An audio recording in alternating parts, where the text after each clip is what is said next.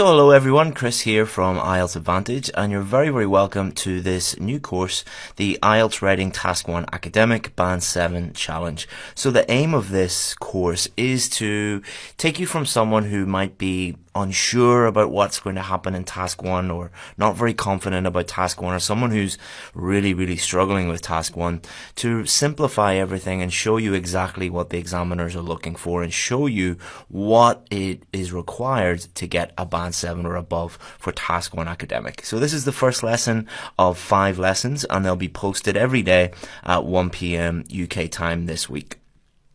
So here's what's going to happen this week. You're going to have daily lessons at 1 p.m. UK time. These are not live lessons. I've recorded all of these lessons. The reason why we're not doing them live is we've done these courses before where we do live video, and we've done them with recorded videos. Recorded videos are just much better because there's so many problems with live video. However, I would strongly recommend doing them this week. What we have found with students over the years is when we do these challenges, we do these challenges quite often, and we've done, I think this is our 5th or 6th challenge that we've done. When we tell people, oh, just check out the videos next week, you can do them whenever you like, what happens is life gets in the way and students just don't do it. And what we find is the students that do the lessons every single day, so they put aside 30 minutes or 40 minutes each day during the challenge, and they stick to that, and they have the discipline to carry out all of the tasks and do all of the lessons. If you do that, you're really going to benefit from it. It's just, even though this is a free course, I just want you to get the most out of it. I don't want you to waste your time or throw away this opportunity to really help your writing. And there's going to be a strategic task for you to complete at the end of every lesson. So the lessons will be between 20 and 30 minutes long, and at the end of each lesson there will be a task for you to complete. And the aim of that is we have found that students who just watch videos, so if you just watch lots of YouTube videos, for example, or you just read lots of blog posts or read lots of books, those students don't do nearly as well as the students who activate that knowledge by actually doing something and carrying out practice tasks or doing something with the material that they have. So that's the reason why we're doing it. Again, just making sure that you guys get the most out of this week. I will also give collective feedback in the next lesson. So what I will do is I will give feedback for the task 1 that you're going to do today, the first task you want to do today. I will give the feedback tomorrow, and then the second task I'll give the feedback on Wednesday, and so on. I will not be giving individual feedback. I wish I could, but with 15,000-20,000 people, that's just impossible. And I don't want to, tell you things that are not true. I'm not going to lie to you and say, I'm going to give everybody individual feedback. We're not going to do that. Just, we don't have time for that. So let's look at what we're going to do this week. So on Monday, today, we're looking at how to understand the task. Extremely important. Something that a lot of people overlook, and it's probably the most important thing. And then on Tuesday, we're going to look at structure and paraphrasing. So if you have any questions about structure or paraphrasing, wait until Tuesday and look at the lesson. It will answer all of those questions for you. Then we're going to look at a very crucial stage, which is writing a clear overview, how to write effective details paragraphs. And then Friday, 50% of your mark is vocabulary and grammar, so I thought it would be good to have a whole lesson on Task 1 Academic Vocabulary and Grammar. Alright, so what are we going to look at today? 7 different tasks. What are the examiners looking for? Understanding the data, and simplifying Task 1. So we're going to look at all of the different types of tasks that you will get in Task 1 Academic, really thinking about what Task 1 is and what it isn't, and what the examiners are looking for, because if you know what the examiners are looking for, then you can give them what they want. Understanding the data, and then simplifying Task 1, because what I find with a lot of my students is they look at some of the data and they're just like, oh my God, I've never seen anything like this. And it just seems like a really daunting task for a lot of people, a very, very difficult task. So what I try and do with my students is always simplify things as much as possible. And make things very simple and straightforward. Obviously, we can't make them, simple as ABC 1, 2, 3, but we make it as simple as possible so that you can understand what you are required to do and you can understand how to give that to the examiners. So what are the 7 Task 1 question types? So there are 7 of them, and here they are: a line graph, a bar chart, a pie chart, a table, multiple graphs or charts, process diagrams, and maps. So let's look at each of these individually. So a line graph looks like this. So line graphs, normally there'll be dates, various dates. It could be anything really. It could be past, present, or future, but there'll be dates running along the x-axis, and then there'll be it's measuring something on the y-axis. So it's just a visual representation normally of data changing through time, and that's really, really important to consider. So that's a line graph, and line graphs will be the thing that we will focus on the most this week. Not because it's the most common one, but I can't cover all 7 this week, because then it would turn into a 24-hour course or something like that. So we're going to focus mostly on line graphs, but don't worry, we'll cover a lot of other stuff as well. Bar charts. So bar charts they measure things here. So the x-axis, normally the x-axis is just discrete moments in time. So you'll notice that this one is a dynamic chart. So dynamic meaning that the data is changing all the time. It's changing across time, which is different from this one because this is just a snapshot of one moment in time. So this is a snapshot of 2007, snapshot of 2008, snapshot of 2009, snapshot of 2010. So this is a static diagram. It's not showing how data is changing throughout time. It's just showing it at one point in time, one point in time, one point in time, one point in time. And that is important also, especially when we are picking out key features, and we'll be looking at that more on Wednesday when we look at our overviews. Pie chart is where we have a circle, and then it's just little segments, little proportions are cut out and to visually represent data. This is normally when we are comparing things. So for this one, we're comparing coal, gas, wind, and solar. So it's very important that you think about the purpose of the data. Why did he or she create this graph? So this person created this graph to compare these 4 things. And then when you understand the purpose, when you understand why someone created something, it's much, much easier to interpret and much, much easier to understand. Tables, so pretty simple, a table like this, and then you just get a bunch of data. It's pretty straightforward. A lot of people hate these because there's so much data in them, but you don't need to worry about it too much. The thing that I always talk about or say to my students is, because a lot of my students look at tables and they're like, oh, I hate tables, I don't know what to do with tables. And one thing that I show them is, if you look at, let's say, this line graph or this bar chart or this pie chart, these 3 things started off their life as a table. So if you got this data and you put it into Microsoft Excel, you could change this data by just clicking a button into a line graph or into a bar chart or into a pie chart or into one of several different ways of just visually representing data.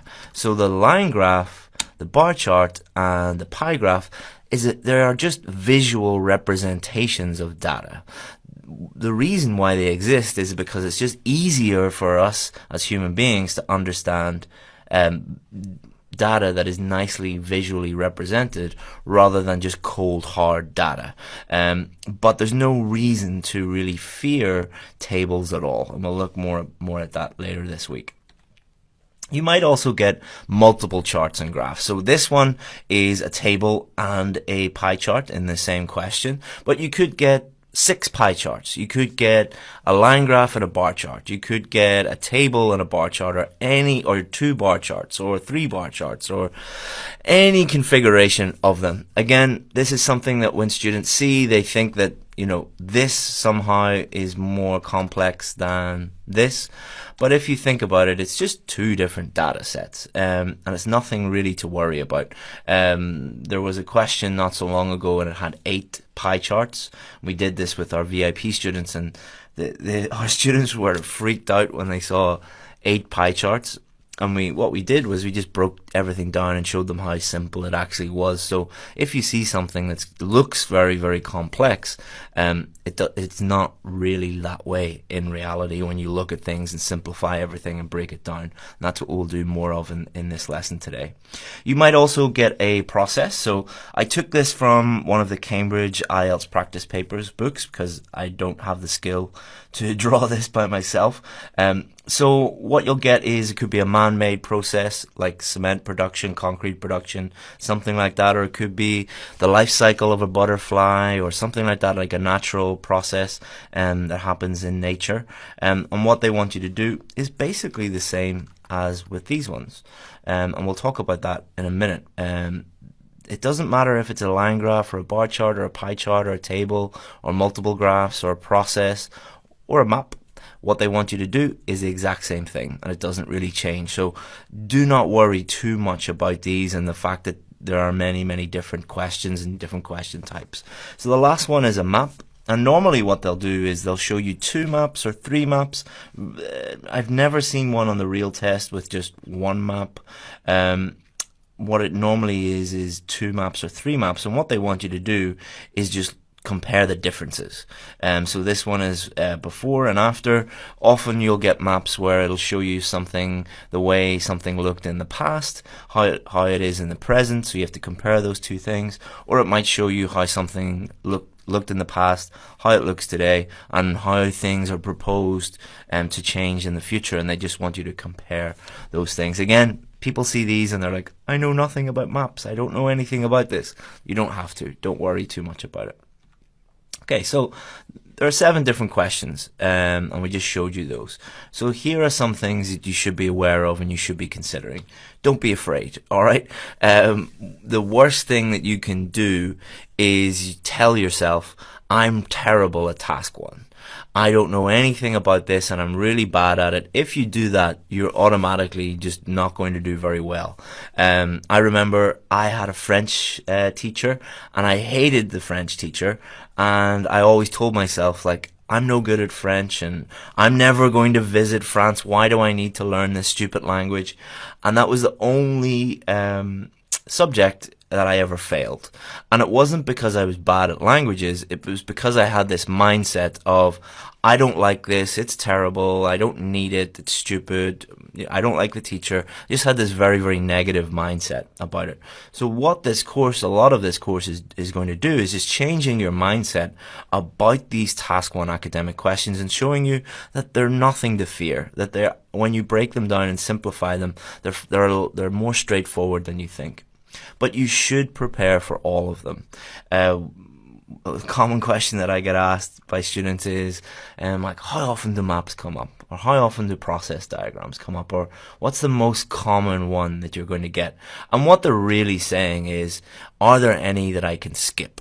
Are there any that, I don't need to worry about and I can shortcut my preparation? I wish that was the case. I wish there were ways of predicting these things. There are not. You need to prepare for all of them. You should practice all of them. You should be aware of the different things that might come up with all of them, and you should be confident about all of them.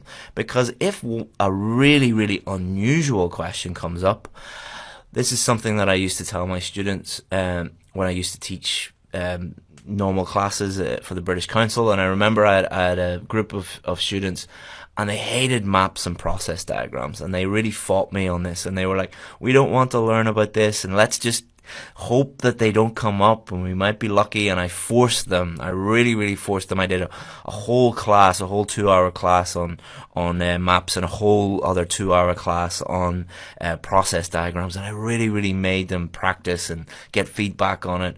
And in the real exam, a map came up, and they said that they all looked around in the exam room, and all the other students were like, what am I going to do? What am I going to do? And they knew exactly what to do, and they all did really, really well. If you prepare for all of the different types of questions, you are going to be at a huge advantage. You're going to have a huge advantage over all the other students, because 99% of other students have no idea what to do if a multiple graph or multiple chart comes up, or a process diagram or a map. If you're fully prepared, you're going to be totally confident, and you're going to do really, really well on the test. But each of them requires a different approach. We talked very, very briefly about the difference between like static data and dynamic data, and the way line graphs show data changing over time, and bar charts just show a snapshot over time. And we looked very briefly at the way pie charts compare things. All of these different considerations, you need to be aware of these, because they're very, very important, so that you can understand what it is about and understand the key features and report those main features. But the first step is understanding them, and that's why we have a whole lesson today just on understanding this. So what do the examiners want? The golden question, the key question, what do they actually want? So there's three main things that they want you to do with Task 1 Academic. Number one, they want you to understand the question. If you don't understand the question, you will not be able to move on to steps 2 and 3. You just won't be able to do it. Number two, decide what you need to write about and what you need to leave out. So you're going to be given lots and lots of data. Imagine you're given 8 bar charts, 8 pie charts, or you're given a table with a huge amount of information in it. You're not going to write about everything. You don't have to write about everything. These questions are as much about understanding and selecting the appropriate information as they are about actually writing. So you'll notice that step 1 and step 2, you haven't even put your pen on the paper yet. And the crucial stages for Task 1 Academic are way, way before, and I'll show you how to do this, is deciding all of these things and taking time to understand everything before you start writing. If you put that little bit of time, 2 or 3 minutes before you start writing, you will have a huge advantage over other students, because most students just half look at it, panic, go, oh my god, I know nothing, and then just start writing and make a mess of it. And we're going to show you how to avoid that. And then finally, step 3, report it in a clear way that is accurate and easy to understand. So the goal should be that you can take your Task 1 report, imagine you can take it out of the exam room, imagine you can take it out of the test center and hand it to a stranger on the street that speaks English. They should be able to look at your report and know exactly what you are writing about, know exactly what the data showed by just looking at it one time. If the person has to look at it and be like, I don't understand what's happening, I don't really know what's going on, then that you haven't done that in a clear way that is easy to understand. And we're going to look at that in a minute, and all through this 5-day challenge this week. So what do you have to do? Every Task 1 academic question says the same thing. So this is really, really crucial, because every Task 1 academic question says exactly the same thing. Sorry about all the colours. I'll show you why I did all the different colours now in a second. But they always say every time, summarise the information by selecting and reporting the main features and make comparisons where relevant. So I've put different colors because there's different things they're asking you to do here. So summarize the information. So they're not saying write everything you see, write every single thing, write a 500-word report on what you're seeing. No, they want a summary of that. So that's very, very important. So by selecting, all right. So again, not just writing everything you see, thinking about what is important and what isn't. What are you going to write about and what are you not going to write about? Because selecting means leaving things out, which is also important. So reporting, so writing, so you are summarizing the information, you're selecting, so you're thinking, you're understanding, and then you start to writing. And you're writing about the main features. Again, you're not writing about everything, you're writing about the most important stuff. And make comparisons where relevant. So you don't always have to make comparisons, but sometimes you will. So it's really important that you understand those things and see how that is linked to this. So understanding the question, deciding selecting what you're going to write about, and then reporting it in a clear way that is easy to understand. So if you understand that, and you understand what the examiners want, then you can give it to them.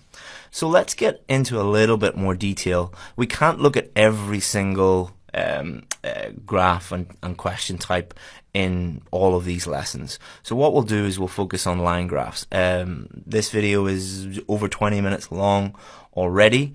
If we looked at every single thing, each lesson would be like 3 hours long or something like that. Obviously you don't have time. So we're going to focus on line graphs for the moment. So what I'd like you to do is just pause the video and just take a look at this. I'm not going to give you any instructions. I'm not going to tell you anything about it. Just pause the video and take a look at this. Okay, so there's some things that you should have noticed. So we always have an x-axis, so x is across, y is going up, and what we'll have here is the information about what the graph is about. So the first thing you should do is you should read this bit. This never changes, so summarize the information. This is always the same, but read this bit to understand what it is. Then have a look here. Look at the x-axis. What is it measuring? Look at the y-axis. What is it measuring? Look at the unit of measurement. So for this one, it's US dollars. And then look at the categories. So for this one, it's 4 different countries in Asia. So we have China, Vietnam, Thailand, and Indonesia. And then look at the data. Then look at the graph. So what a lot of people do is they start off and they automatically just look at all these lines. And they don't worry about anything other than just looking at these lines. You shouldn't look at any of the data until you've understood what the line graph is about. So here are some things that you should be thinking about. You should be looking at what does the graph show? What is the unit of measurement? What is shown on the y-axis? What is shown on the x-axis? What are the categories? And what is the time reference, if anything? So let's look at this again. So what I would do if I was doing this question, first I would read this. I'd understand exactly what is going on. Then I would look at the y-axis. Okay, that's showing time. Then I would look at the y-axis. Okay, so this is US dollars. This is the amount in millions. So 20 million, 30 million, 40 million, 50 million, all the way up to 100 million. And then what I'd look at is the unit of measurement. So it's millions, and it is in US dollars, so that's fine. Then what I would look at is the categories. Okay, so I'll look at these, and then I'll look at the time reference. So this is all in the past. So it starts from 1995, and then it's a dynamic chart. It shows all how the data changed from 1995 up to 2005. So, but it's all in the past. So you see how when you break things down and look at things in a systematic way, that it goes from something like, oh, I know nothing about this and it looks really complicated. But if you just take the time to understand all of that and look through each of the different things and think about them and understand them, then it becomes much, much easier to write about these things. And you might be thinking, like, I won't have time to, work through a checklist, Chris. Why are you telling me all this? I'm going to be under pressure. And when you learn how to do all of these different line graphs and bar charts and pie charts and processes, and you have a checklist for all of them, then it becomes second nature and you're able to do it in 1 minute or 2 minutes. But the first 1 or 2 minutes, you should not be writing anything. You should just be looking, reading, and understanding, and going through all of the different things that you need to understand in the data reference. So, take the time to understand. Imagine trying to tell someone a story. Would it be easier to tell someone that story if you knew some things about the story but were unsure about most of it, or you fully understood the story? So imagine you have to tell your husband or your wife or your brother or your sister or your friend a story. And it's really, really important that you tell this story accurately and clearly and in a way that is easy to understand. So the same exact thing as Task 1 Academic. Would you like to understand the story first and go through the story and fully understand what you're dealing with?